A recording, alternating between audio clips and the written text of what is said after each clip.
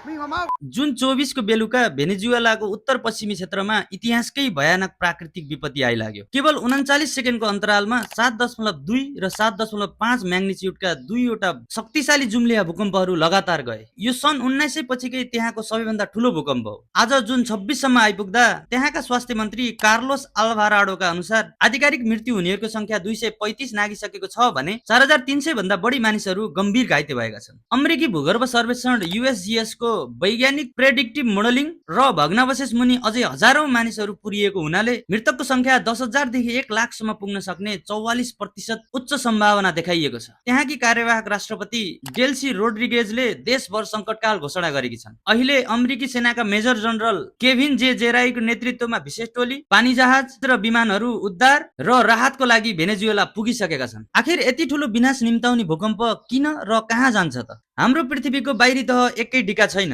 यो विभिन्न ठूला र साना टेक्टोनिक प्लेटहरू मिलेर बनेको छ, जुन जमिन मुनिको पग्लिएको लाभामाथि बिस्तारै तैरिरहन्छ। जब यी प्लेटहरू आपसमा ठोक्किन्छन्, लेगडिन्छन् वा टाढा जान्छन्, तब तिनीहरूको कुना कुनामा अत्याधिक ऊर्जा जम्मा हुन्छ र जब त्यो चट्टानले भार खेप्न नसकेर अचानक फुट्छ वा चिफ्लिन्छ, तब वर्षौंदेखि थुनिएको ऊर्जा भूकम्पीय तरङ्गको रूपमा चारैतिर फैलिन्छ, जसले जमिन हल्लाउँछ।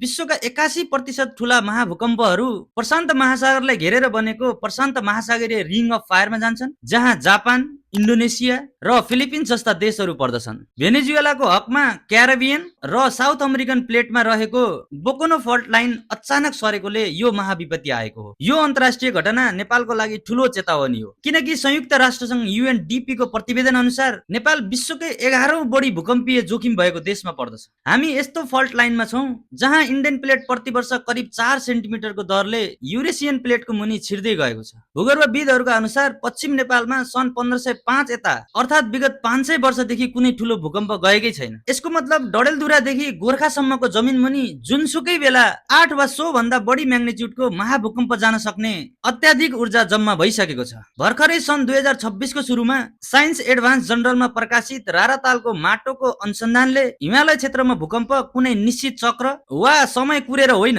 जुनसुकै बेला पूर्ण रूपमा अचानक आउने पुष्टि गरेको छ। अब प्रश्न उठ्छ, हामीले के गर्ने? इतिहास साँची छ, भूकम्पले मानिसहरू मार्दैन, हाम्रा कमजोर भवनहरूले मार्दछन्। हाम्रो नेपालका 60% भन्दा बढी घरहरू माटो र ढुङ्गाले बनेका छन्, जुन भूकम्प प्रतिरोधी छैनन्। त्यसैले नेपाल सरकारले अब भाषणमा मात्र होइन, व्यवहारमा प्रत्येक स्थानीय तहमा भवन निर्माण आचार संहिता र इन्जिनियरिङ मापदण्डलाई कडाइका साथ लागू गर्नै पर्छ। पुराना सरकारी कार्यालय, विद्यालय र अस्पतालहरूलाई तत्काल प्रविधि मार्फत बलियो बनाउने अर्थात् रेट्रोफिटिङको काम व्यापक रूपमा अगाडि बढाउनु पर्छ। हरेक ओडामा खुल्ला क्षेत्र र पार्कहरू संरक्षण गरी पूर्व तयारीका उद्धार सामग्रीहरू पहिले नै भण्डार गरिनुपर्छ। र सबैभन्दा महत्त्वपूर्ण कुरा, टोल टोलमा भूकम्प सुरक्षा र प्राथमिक उपचारको प्रयोगात्मक अभ्यास नियमित रूपमा सञ्चालन गर्नुपर्दछ। र अन्त्यमा विपत्ति बाजा बजाएर आउँदैन, तर पूर्व तयारी हाम्रै हातमा छ। आफ्नो घरको इन्जिनियरिङ जाँच गरौँ र सुरक्षित बनौँ। तपाईलाई यो जानकारी कस्तो लाग्यो?